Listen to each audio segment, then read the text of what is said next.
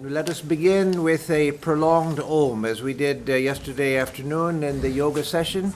That is, stagger your breathing so that the Om continues without a break until it naturally begins to die. And so I'll begin and then join in with me and just stagger the breathing.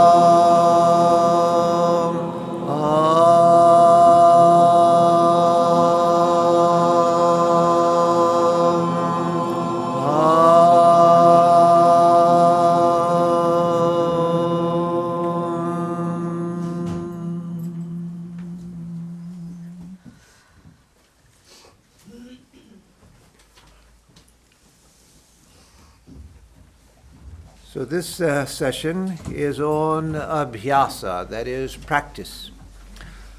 And so it's for you to decide which session was most important to you, but this I would say is probably the most. We start with a few sutras on practice, and then I'll go to just some simple suggestions for practice. But I want to preface my remarks on practice with Patanjali's sutras. So we come first to where he mentions practice first in Sutra 212, chapter 1, Sutra 12, where he says, Abhyasa vairagyabhyam tannirodha. Abhyasa vairagyabhyam tannirodha. By practice and by dispassion, vairagya, the vrittis of the mind, the modifications of the mind, the waves of the mind can be obstructed. That is, they can be they can be controlled through practice and through vairagya, dispassion. And you find the same thing said by Sri Krishna in the Gita. He also says that yes, the mind is unruly, but by practice and dispassion, the mind can be brought under control.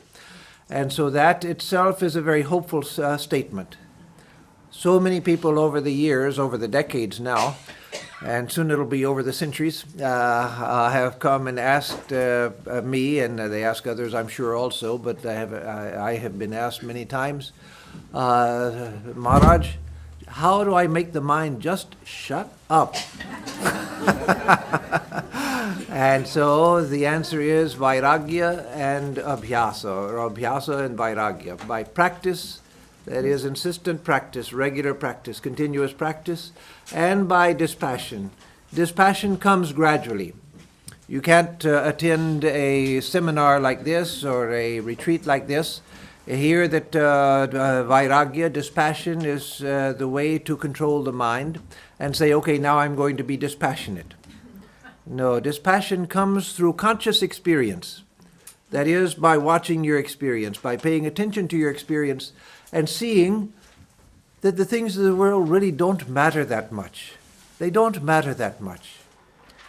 And so why should I be that passionate? And that's something terrible for a Western audience. Terrible for a Western audience, where the absolute worst vice, the worst evil, the worst sin is apathy. You're supposed to be high on life, be high on life, be high on everything, be excited, be passionate. No, don't be passionate. That doesn't, and it's true that apathy is not what we want. That's not what we want. That's a negative state. Swami Vivekananda would say, I'm paraphrasing him from a different context, but he would say the same here, I'm sure. The wall is perfectly apathetic. The wall is perfectly dispassionate in that sense, in the sense of apathy. We don't want to be the wall. We don't want to be a rock, a stone. A stone is dispassionate. It has no passion about anything. I may be superimposing my human attitudes onto the rock. The rock might be quite passionate, but at least in human terms, it seems to be quite apathetic. That's not what we want. So apathy is not what we want. Dispassion is a clear, and it should become gradually an intense state, but intense not in the sense of passionate intensity or shaking your whole body intensity or anything like that, or excited intensity, but just clear, calm intensity. Clear, calm intensity. That's what we want. And Swami Satprakashananda, who founded the center in St. Louis, and a great Swami, great in his traditional scholarship and also spiritually. People would ask him, Maharaj, how do I get to Nirvikalpa Samadhi? Or sometimes they would ask him, Maharaj, what happens after Nirvikalpa Samadhi? As if that's their present concern. What's going to happen after Nirvikalpa Samadhi? So when they would ask him about Nirvikalpa Samadhi, he would say, forget about Nirvikalpa Samadhi. Be a good person. Be a good citizen. Be a good mother or father. Be a good husband or wife. Be a good worker. Do your work well. Be a good citizen. Just be a good person. Just by doing that, he would say, just by doing that, you'll find after some time that there's not that much to be had in the world. There's not that much to be had. The world looks so enticing. Why? Because of the restlessness of our minds. If we just calm down a little bit, if we slow down a little bit, we'll see, no, it's not that enticing. When we get something good to eat, you don't have to sprinkle ashes on it like a St. Francis of Assisi to make it taste bad. No. Taste it, enjoy it. Enjoy it when you eat it. But notice how much value there is in that enjoyment. It's not much. Yes, it tastes good. It tastes good. But, wow, it tastes great. Oh, this is wonderful. No. Nothing tastes that good. Nothing tastes that good. So, it's okay. This is pretty good. Yeah, that's okay. That's okay. Take it calmly and take it in perspective and just realize that, yeah, but this is not something worth driving my whole life towards getting. No, it's okay. That's pretty good. That's okay. So be dispassionate and then practice. By regular, constant practice. That's the most important thing. And then he says in Sutras, he says in 13 and 14, Tatra stito yatno bhyasaha. He defines practice. Practice means remaining with what you're to do and exert effort. Practice just means staying with, repeating one thing with effort. And so if your practice is to repeat a mantra, then stay there with the mantra with effort. And with effort means not with muscular effort, not by straining your nerves and everything, but quietly by just resting your mind on it and keeping the mind there and keeping after it, keeping after it, keeping after it. In the beginning, when we practice meditation, one of the mistakes we make is that it's so difficult to get the mind to go where we want it. It's so difficult. The mind wants to run away immediately and doesn't want to cooperate at all, that we practice with some tension. That's probably unavoidable in the beginning, but remember that that's not what we want to do. What we want to do is to think in terms of just sort of resting the mind on the practice, just gently resting the mind on the practice. And when the mind goes away and you find it went away, gently bring the mind back and just gently rest it on the practice. And that is prayatna, that is effort, to continually come back to it again and again. And I'll come back to that more in a few minutes. He says, Satu dirga kala nairantarya satkara sevito dridha bhumihi. That practice becomes firm. It becomes firmly established when we do it over a long time with consistent practice and with love for the practice. Love for the practice. So that we have to develop. That doesn't come originally. The first time we sit, we think, oh boy, I'm going to meditate. I've heard about meditation. This is going to be great. I'm going to do it. And then after about the third or fourth day, we think, oh, I've got to go sit for meditation. Gee, I really wanted to do something else because it's not that exciting. But with time, you begin to love it. You begin to love it. But that love for it comes not by occasionally doing it, but by doing it consistently every day. And just realizing that this is the one thing that is going to bring me to God, bring me to the self, bring me to consciousness, bring me to awakening. And so let me do it. Let me do it gently. And forget about success and failure. No, I'm going to do it. I'm going to try to do it well. But even if my mind wanders away for the full hour that I'm sitting, still I have done something. I've made a samskara in my mind that it's important to sit. It's important to sit and to try to control the mind. That intention is there. I made a samskara of my intention to sit. I didn't do very well at it, but that intention was more important right now than the success or failure. So that is practice. And then he says in Sutra, that couldn't be 2, it has to be 1. 21, I wrote it down, yes, it is chapter 1, Sutra 21. He says, Tivra samveganam asannaha. For those who practice with intensity, the result comes quickly. But remember, it's much better to go slowly in spiritual life and step by step, but consistently, than to try to storm the gates of God and either overstrain yourself so that you become unbalanced, and that can happen if you try too hard, or to strain yourself in a minor way and then not want to sit for the next 3 months. It's better to do a little bit every day than to do a lot one day and say, well, that I've had enough of that. I don't want to do that again for the next month, and then do it again next month, and then strain yourself and not want to do it again for another month. It's far better to do a little bit every day. So yes, the greater intensity, good intensity, calm intensity with which you can do it, the faster you will attain the results. But don't think in terms of getting to the results quickly or speedily, because that's what leads people into trouble with yoga practice. Think of it in terms of, this is now my life. This is my life.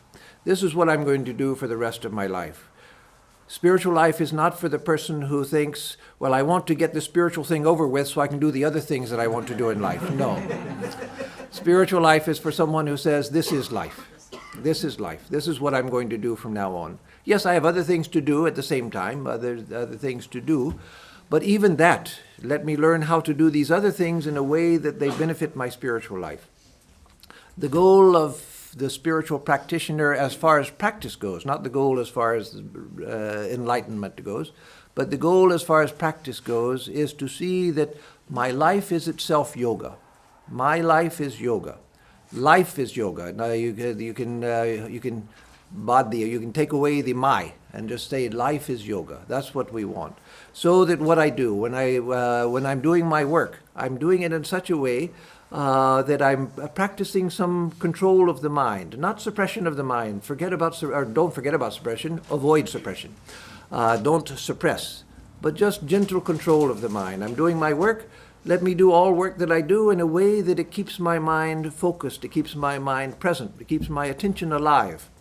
And in that way, my work itself, whatever it is, if it's boring work like counting cash as a bank teller or something like that, or it's something exciting that I love to do, either way, I'll be developing the powers of my mind, my family life, my relationship life, all of that. Let me do it in a way that it contributes to my spiritual life, my recreational life. I used to think when I was at Ridgely Manor, I had the dream, among many dreams I had there of doing, one of them was to develop, to bring to Ridgely games that foster concentration. It could be something as simple as horseshoes, which doesn't excite too many people nowadays. When I was a kid, horseshoes was a great entertainment, not entertaining enough for people nowadays. Or billiards, things like that, or archery, things like that, where the goal is to concentrate the mind, to focus the mind. So not to play billiards or archery or something just to pass the time, but as an exercise in concentration, to develop or to use exercises and games and so forth for when you want to relax, but use those things which actually focus the mind or can focus the mind. So, practice. Now, I'll come back to some sutras if there's time, but I want to, again, because this is the last session, I want to go over some pointers, general practice, how to practice. So I've talked in reading these few sutras, 3 or 4 sutras this morning. I've spoken about the necessity of practice and what practice is, but let me now speak about practices. And first let me say once something that happened here in this room. In fact, seated more or less where Swami Atmarupananda is seated right now. An old American monk that I was very fond of. We had a very good friendship, Swami Sahajananda. He was a disciple of the great Swami Ashokananda in San Francisco, and he had spent his whole monastic life, many decades, in the San Francisco Bay Area, in San Francisco, Sacramento, Olima.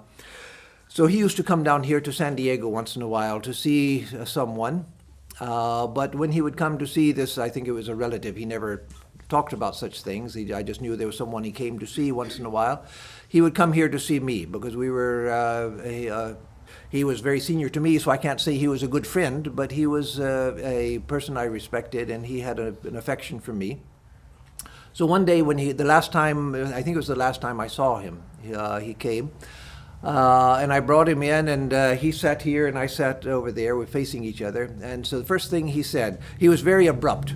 No ceremony about him or anything. He was very abrupt. He was, they called him the Marine Corps Drill Sergeant Swami. Wait for that to pass. So he was the Marine Corps drill sergeant Swami. Everything about him was very abrupt. So without any ceremony, no hellos or how are you or how's everything going or your health okay and what are you doing nowadays or did you see the Super Bowl or anything like that? No. He walks in and says, so what is your practice? What is your practice now? And so we sat down and I said, Swamiji, on a daily basis and he said, that's it. On a daily basis, what you do every day, that's what counts. It's what you do every day that counts. And so that made a deep impression. I don't remember the rest of the conversation. That was burned into my mind. That is what you do every day that counts. Occasional things like a retreat like this is very good for giving us both ideas for practice and inspiration by seeing other people and knowing that other people are doing the same thing. That I'm not the only one that's foolish enough to practice spiritual life. There are other fools in the world too. I've got plenty of company. And so it's very good. But in the end, what matters most, even in something like this, is what you take home and then begin to practice every day. So remember that practice means what I do on a daily basis. Sometimes doing something special is good, and that helps us along. But it's what I do every day that's going to matter most. So, some simple practices which have very good effects. One of them I'll mention first, not because this comes in a special order, but because I've already mentioned it, and that is a very simple thing, that when you pray, when you go into a shrine, whether it's in your home or in a temple like this, and you bow down, if you bow down, whatever you do when you greet the shrine, then remember that I'm greeting you. I'm here to see you. It's very easy, and that's what we would normally tend to do. We go into a shrine or something and say, oh, there's the shrine, let me bow down. Okay, I'm bowing down, and now let me go see what else I have to do. No, that hasn't had any effect. That has no effect. A little bit of effect because you saw something that somehow reminded you of something spiritual, but it doesn't have much effect. No, when you go to a shrine, whether it's in your home or in a temple or something, I'm coming to you. You are specially manifested here. You are everywhere. You're here, you're everywhere, but here you're especially manifested. I'm bowing to you. Protect me, guide me, give me strength, give me knowledge, give me understanding, etc., whatever it is that you want to pray. But I pray to you, not I'm praying to that. I'm praying to you. A simple change of perspective like that is so effective. Just remember that your relationship to God is always a second person until it becomes first person, where the sense of distinction between I and you disappears. But as long as you have a sense of addressing God, no, I'm addressing you. I'm not addressing him or her over there on the altar. No, I'm addressing you. I'm looking at you. I'm not looking at a picture of Holy Mother. I'm looking at you, Mother. I'm looking at you. So make that a spontaneous practice of addressing God as the one present that you are speaking to, not thinking of. Don't think of God, think to God. So now some simple practices. One that's many people already do, many of you do it, and perhaps all of you do it, I don't know, is to have a home shrine. You don't have to have a separate room. If you have a big house with plenty of rooms and a room to spare, well and good. Have a room that is your shrine. If you're wealthy and you want to build an actual temple, well and good. But you don't have to do any of these things. Just have a space in your house. It can be in a closet. It can be in a wall in your living room. It can be on a wall and a little table in your bedroom. Just have some space in your house where you put that which reminds you of the sacred, that which reminds you of the divine. If you have a teacher, you could have a picture of your teacher. If you have a chosen ideal, you could have a picture, a personal chosen ideal. You could have a picture of your chosen ideal. If you have not a teacher that you've met, but someone like a Ramakrishna or Vivekananda or a Ramana Maharshi or someone like that, or Shirdi Sai Baba, or someone who is very meaningful to you, that you feel that you get inspiration from, their example, their teachings, their life, etc., then a picture of them. If you have a Christian background that is still alive for you, then a cross or a crucifix, something like that. Whatever it is that speaks of the sacred to you. But somewhere in your home, or if you just live in a room, somewhere in your room. But something that speaks to you of the sacred.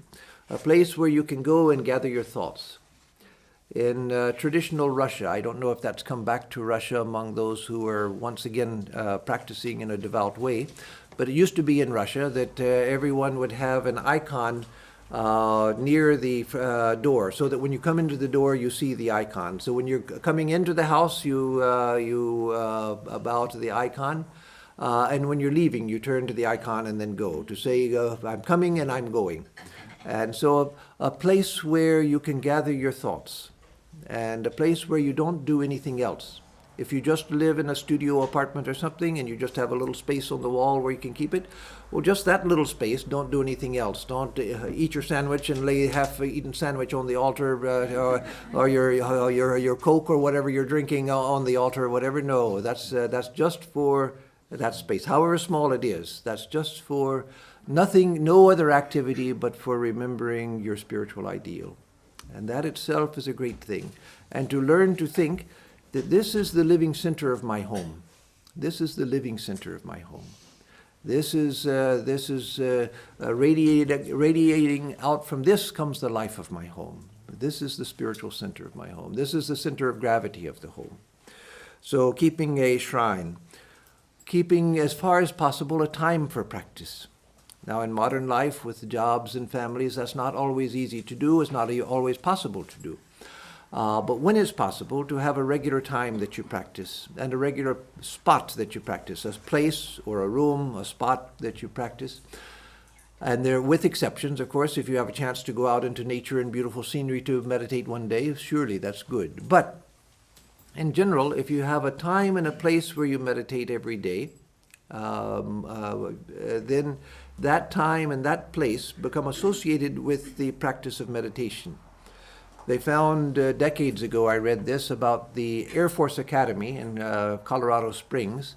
They found that with the cadets, the Air Force Academy cadets, that if the cadet had in their room one place where they did their studies, if you want to write a letter home, do that on your bed or in another chair or something. No writing letters home, no reading entertainment books, no reading magazines and things.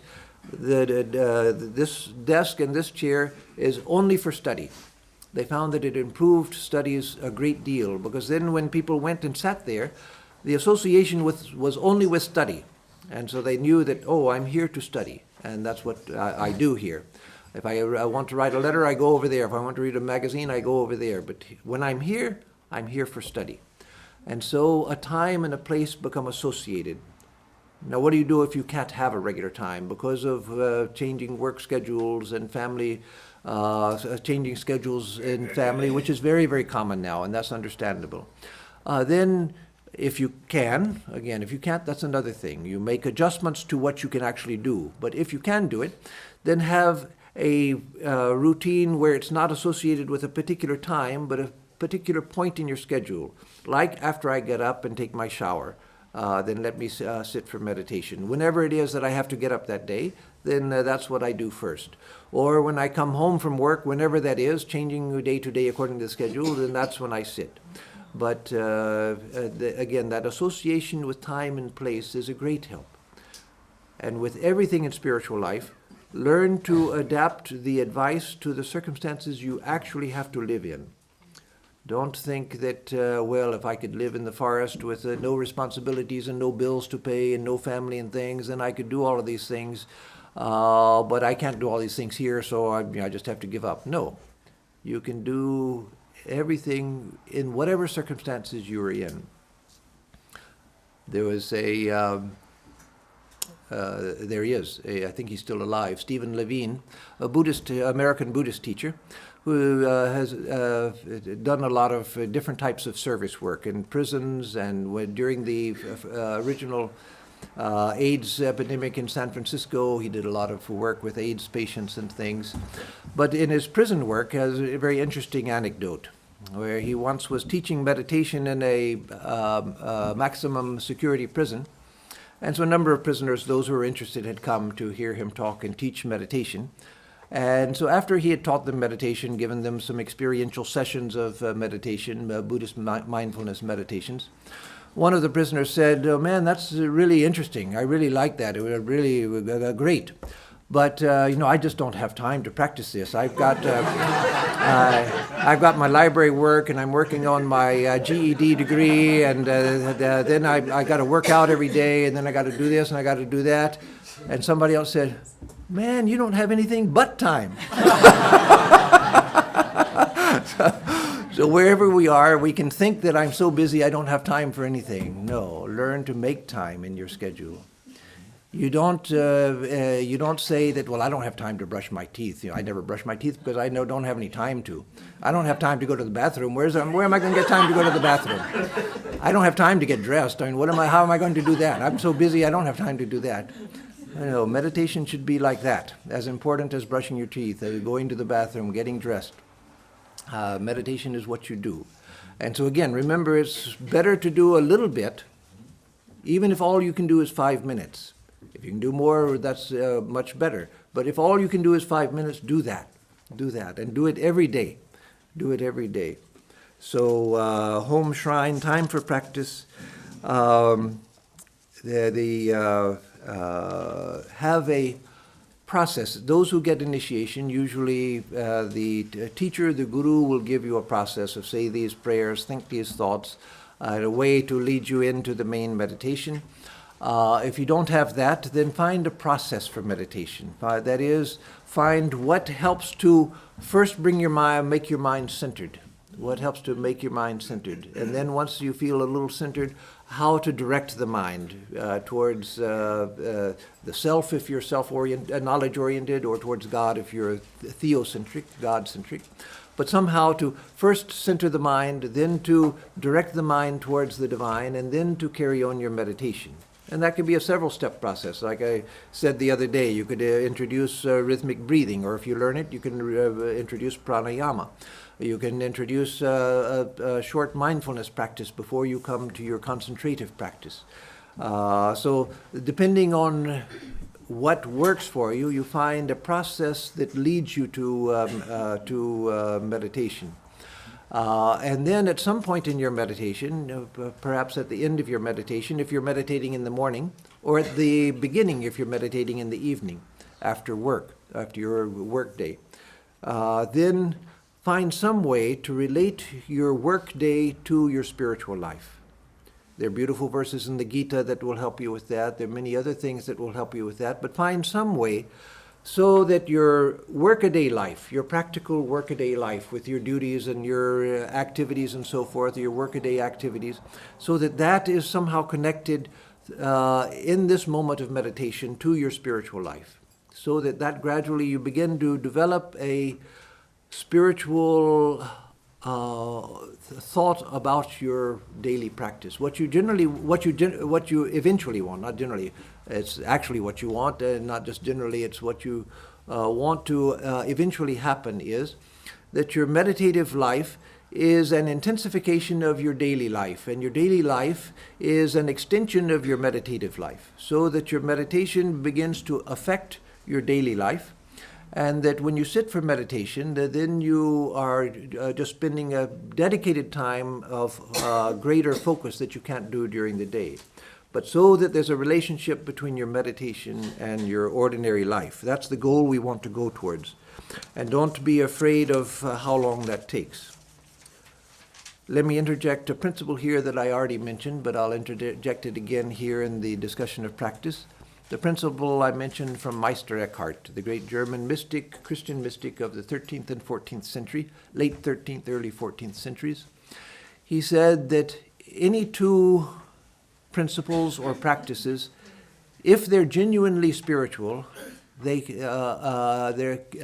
can find a way to combine them.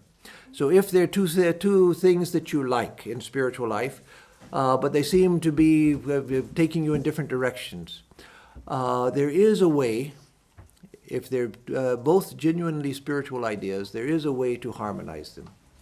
So if a person is, for instance, if they have a strong Christian background, but they're attracted to Advaita Vedanta also, there's always a way to find some connection. If you have a strong devotional temperament, but you also like self-inquiry, there is a way to combine them. If you are contemplative by nature, but you also have to work, there is a way to combine work and contemplation. There is a way to combine any two spiritual ideas. That doesn't mean that your life can be a jumble of all sorts of different practices. No. What you have to do is to find out what my path is, and then if there are things that I like, that are valuable to me, that I want to introduce into my spiritual life, find out how to harmonize that with my central practice. Don't take a jumble of ideas and try to harmonize that. Find out who you are and what your central path is, what your central practice is, and then harmonize things into that. Harmonize things into that. So find a practice which works for you. Find a practice which works for you. Find something which is simple enough that you can do it, but that reaches high enough so that it can stretch you beyond your present capacity. That is, that's a principle that you use in exercise. When you're doing exercise, you do an exercise that you're capable of doing, but something which tests your strength, which expands your strength. So you don't, again, as I said the other day, you don't you don't start pressing 300 pounds weight when you haven't been doing any weightlifting. No, you start with something you can do, but something which gives exercise to you. So find a practice which is meaningful to you, which is attractive to you, that you can do. Something which is practicable, something which you can make practicable. So find a practice, and that doesn't mean that you can't incorporate other practices, as I have already said. That if you've received initiation and you practice japa and so forth, you can also have some time for mindfulness practice. Just find the connection between the two, how the two interact with each other, so that they're harmonized together, so that they're taking you in the same direction. You can introduce some rhythmical breathing or pranayama and other yogic practices. Just find the point of harmonization. Then let me first say, spend some time every day, with exceptions, of course. There are times when you're traveling, times when you're the family reunion or something, you're surrounded by family and you have no privacy. Those are exceptions. But when you're not in exceptional circumstances, find some time every day to spend at least a little time reading a sacred book. And so it's good to eventually find a scripture which is your favorite, that you keep coming back to. Find your own scripture, your own scripture. For some people, the Yoga Sutras contain everything. For some people, the Bhagavad Gita contains everything. For some people, the sayings of Christ say everything. For some people, the Dhammapada says everything. So find a text which is consistent with your tradition, the path and the tradition that you're following, that you can understand in terms of your tradition, that supports your practice, but that is most meaningful to you. There's a wealth of scriptures. In the Vedanta tradition alone, there's so many scriptures. And to find that which speaks to you. I always remember this man, a very simple man, villager, that came to Mayavati once. I only saw him once. He came for about 3 days and stayed among the laborers at Mayavati. At Mayavati, at the ashram where I stayed in the Himalayas that Swami Atmarupananda spoke about, the cook and the kitchen staff and garden staff and so forth who live in the workers' quarters. And so this man came and stayed among them, and he had given his whole life to this one book of stories about Sri Krishna and Sri Ram. Is a book by a great saint of North India that Swami Vivekananda mentions. It was lived during the time of the British, Ramananda, I forget his whole name, but Ramananda something. But he left this Vishram Sagar, this book of stories of Rama and Krishna. I bought a copy of it, though I can't read the old Hindi. I can read the present-day Hindi and understand most of it, but this is beyond my Hindi capacity. But I bought it because I was so impressed. I just wanted to remember this man, a villager, a simple villager, who spent his whole life just going from village to village, sitting among the workers and reading the stories and telling them the stories in an animated way, telling them the stories about Sri Krishna and Sri Ram. He'd given his whole life to this one book. There are other things. There's the Mahabharata, the Vishnu Purana, the Srimad Bhagavatam, the Ramayana, so many different books, but he had given his life to this one book. So find something which calls you back to it again and again. And you can read many other things, all the things that you want, but it's helpful. This isn't a rule, but it's helpful to have something which you think of that this is the clearest expression of truth that I know, and I keep coming back to this. So find a practice, find a scripture, find an ideal in life. And that can be a personal ideal, a personal aspect of the divine, or great saint, or a state. But find an ideal which speaks to you of the highest that you can imagine of spirituality, whether it's personal or impersonal, whether it's a state or whether it's a responding person. Find an ideal. And then take up one or two virtues. 3 if you want to, but 1 or 2 is enough. 1 or 2 virtues. Mahatma Gandhi said that his whole life was based on truth and ahimsa, non-violence. That all of his strength, all of his power, the power to face down the British Empire. So whether one, nowadays in India, there are many who don't like his politics, and there's reasons for that. And I can understand that, and I also can see flaws in some of his politics and things. But forget about that. Look at the power of the man. Look at the goodness and the dedication and the commitment of the man. Forget about what you may or may not like about his politics and the results of what he did as far as India goes. But look at the tremendous power of the man. And that was from emphasizing these 2 virtues. That was what gave him his strength. And so find 1 or 2 virtues. In the Bhagavad Gita, Sri Krishna gives a list of, I forget what it is, it's 23, 24 virtues of a real bhakta. And as Shankaracharya says, that these are spontaneously manifested in the life of an illumined soul. But for us, they are practices. They are practices. So one of the Swami that I joined under decades ago, He said, referring to that, to the list of virtues in the Gita, he said that you can't keep 24, 25 things in mind. That, oh, okay, I've got to be this, and I've got to be that, and I've got to be that, and in this situation I have to use that, and this virtue for that, and that virtue for this. No, you'll drive yourself crazy. So take one or two things. That this is what I'm going to. This speaks to me, and this is what I want, because you find that in spiritual life, eventually everything is connected into everything. If you take up one virtue and take it far enough, you find that it contains all virtues if you're practicing it correctly. One ideal contains all ideals. Many people have the idea that, well, why should I choose something in spiritual life? Why should I choose a scripture? I want them all. Why should I choose one ideal? I want all of them. No. What you find is that by choosing, you get concentration.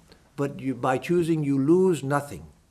You lose nothing. By going deeply into any point of spiritual life, everything is connected. Everything is contained there, and it will take you to the same goal. So take up one or two virtues. Remember, as I said the other day, that one of the things that helped me so much from one of my teachers was to learn that spiritual life is a creative life. It's not just a dull, repetitive life.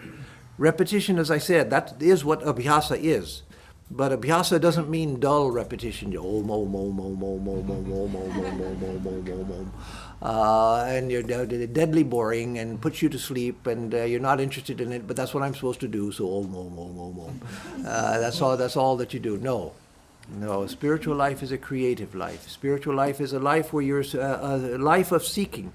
Where you're seeking. You're not seeking in all sorts of different places, looking here, looking there, and trying to find this and trying to find that. In the beginning of spiritual life, yes, there's a beautiful teaching of Padmasambhava, the great Tibetan yogi who introduced Buddhism into Tibet.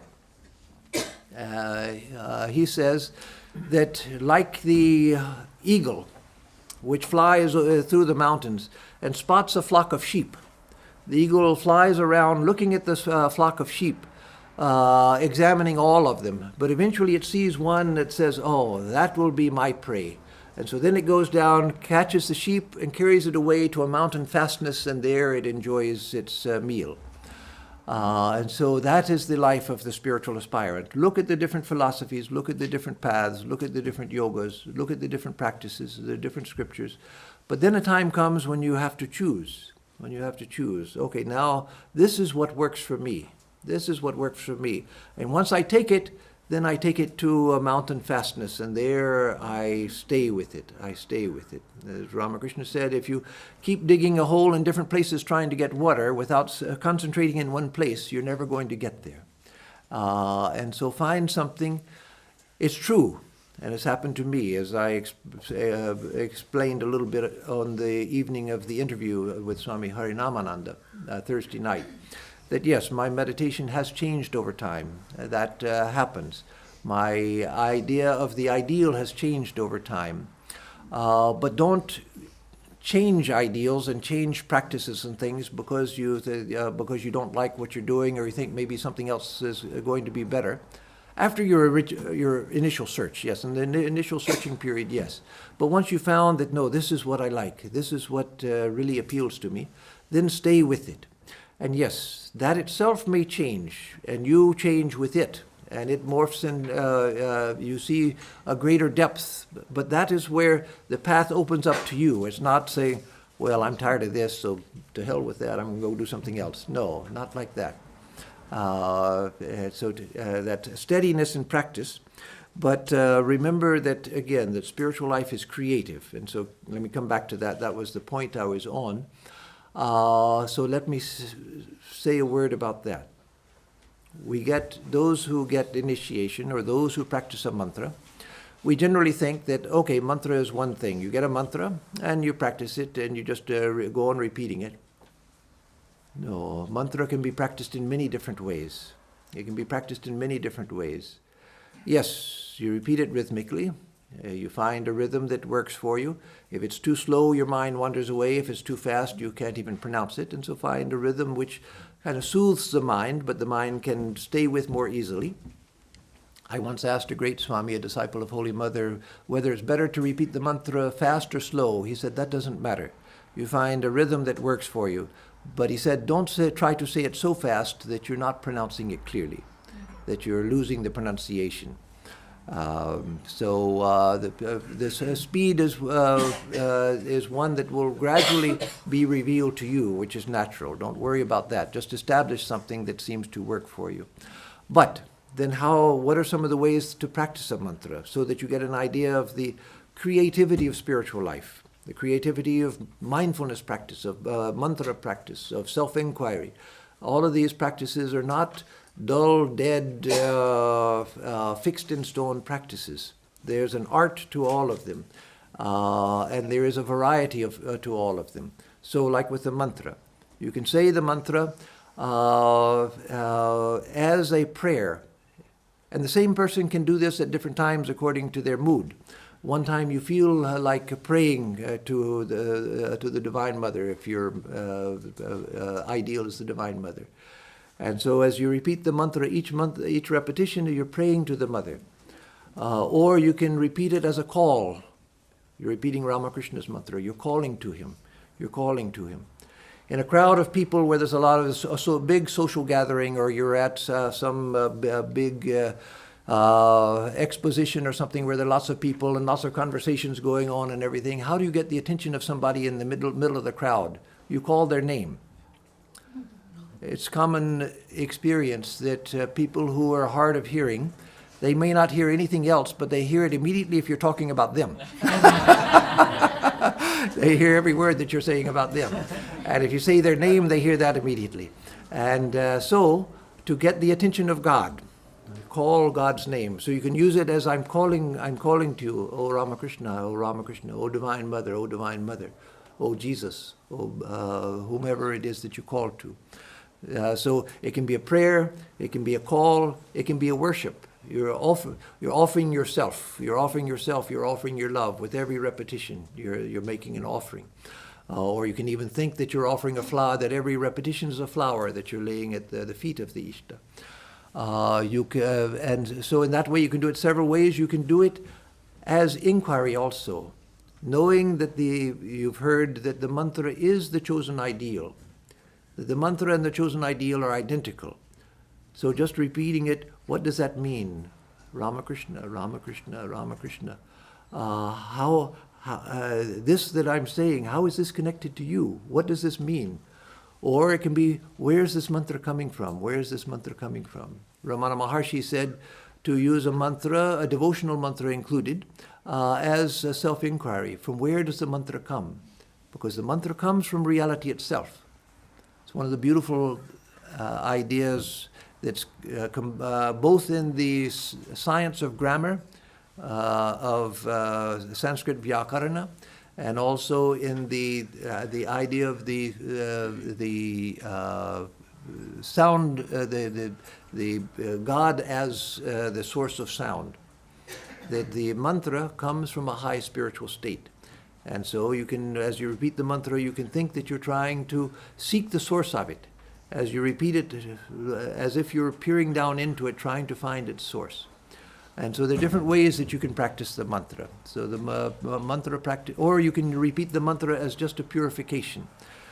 That as I repeat the mantra, I think that it's a fountain of sound rising from within me as I repeat it, and it's breaking over my head and bathing me in its protective and purifying vibration. That I'm identifying myself with the vibration of the mantra. So there are many ways that you can practice, and so with other practices. Don't just think that, well, okay, I was given this practice, and so now I've got to practice it, so om, om, om, om, om, om, om. No, find a way to make it living for you. Find it a way so that it's a seeking. Think of meditation, think of spiritual life as a seeking. So there's a little time left, so let me go to some of the 5 minutes. Okay, not much time. Okay, well then let me not go to, there's not time to go to some of the sutras I was going to. But let me say another one for. One is, and this is contained within the Yoga Sutras, where he talks about Maitri Karuna Mudito Pekshanam Sukha Dukkha Punya Punya Vishayanam That is, you think of friendliness, sympathetic joy, maitri, no, you think of friendliness, compassion, sympathetic joy, and indifference towards people and situations which are happy, which are sad, which are virtuous, and which are non-virtuous. Now these same four states, or same four attitudes, maitri, that is friendliness, karuna, that is compassion, mudita, sympathetic joy, and upeksha, indifference, those the Buddha himself taught as the four Brahma Viharas, the four divine states, the four Brahma Viharas, the four divine abodes, the four spiritual abodes. Or for Buddha, Brahma didn't mean Brahman, and it certainly didn't refer to the Brahmana caste. It meant vast, the root meaning of Brahma, the four vast states. And so, as it's taught in Patanjali, that's one way to practice, and the way Buddha taught it is another way. Both are good. And even you can do one sometimes and the other sometimes, depending on your mood and the need of the moment. But the way Patanjali teaches it is to feel friendly towards towards those who are good people. That is, not to let the mind go in, oh, I like this person, I don't like that person, and so forth. No, feel friendly to all of those who are normal people. To feel friendly towards all. And then to feel compassion for those who are unfortunate. Don't allow yourself to feel glad that somebody is suffering because you don't like the person and so you're glad that they're suffering. No. If you find that attitude coming, then no, change it to compassion. Realize that suffering is universal, that suffering, another person feels suffering the same way that I do. That's something that children take time to learn. Children don't come into the world recognizing that. That's why children can torture animals and things until they learn they're taught that to know the animal feels pain the way that you do, so don't do that. Don't do that to the animal. And to other people also. I remember once here in Balboa Park, I was walking with one of our devotees who had just married, and her husband was sympathetic but not interested himself. And so we were walking, and they had one little son who was about 2 years old, and now they had a new baby daughter, and the daughter was in the stroller. And so I paid some attention to the little daughter in the stroller, and so the brother, he saw that and got jealous, and wham, right in the face. And of course the poor little baby starts crying. And so at that age, they don't understand what the kind of commonality of suffering. So we, even as adults, we have to teach ourselves to sympathize with those who are in trouble, to feel the pain of others. And so, karuna. Mudita, that is sympathetic joy. If somebody is successful, let me feel happy that they are successful. Let me feel happy at their success. And the Buddhist way of practicing upeksha, that is indifference, is to practice indifference in the midst of all of those Brahma Viharas. When I feel friendliness towards all, let it be friendliness based in detachment. When I feel compassion, let it be compassion which is based in detachment. When I feel a sympathetic joy, let that be based in detachment. And the yogic way is that towards those who are harmful or evil or whatever, just to be indifferent, not to hate them, but to be indifferent. And so let me make this my last statement, and then I'll conclude, that in spiritual life, the emotional purification, which Patanjali deals with, emotional purification is important.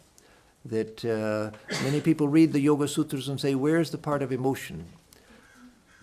We have a lot of confusion about emotion in the West because we use one word, emotion, to cover love, compassion, sympathy, empathy, jealousy, hatred, anger, fear. All of these are lumped into the word emotion. They're not the same thing, and they don't come from the same source, and they don't have the same fruits. They're not the same thing. They're not connected. We think they're connected because I love somebody, and then I find that she's talking to somebody else. and I feel jealousy. Why is she talking to somebody else? I love her. Why should she be talking to somebody else? And so I connect to love and jealousy, that those are connected. No, the jealousy comes from a very different place from love. So I've mixed up all kinds of things in my emotions. So part of our spiritual life is to straighten out our emotions, and to recognize that love, compassion, sympathy, empathy, that these are higher things that come from a spiritual source. These come from our spiritual nature, whereas the kleshas, attraction, repulsion, and fear, and all of the permutations of those, of jealousy and envy and all egotism and all of those things, those come from a lower source. The two are not connected. But because we've connected them in our minds, they have become like this. And so we won't have to wait for that. We can do that as we're set up for the question and answers. So this is it. So these, remember that spiritual life is a practical life, that what you do every day is most important, that you need to find things that you can do. Stay with them. That is practice. That is practice. And doing it every day, and doing it creatively. That is remembering that I'm seeking. I'm not just repeating something because somebody told me to. No, I'm looking, I'm seeking. So.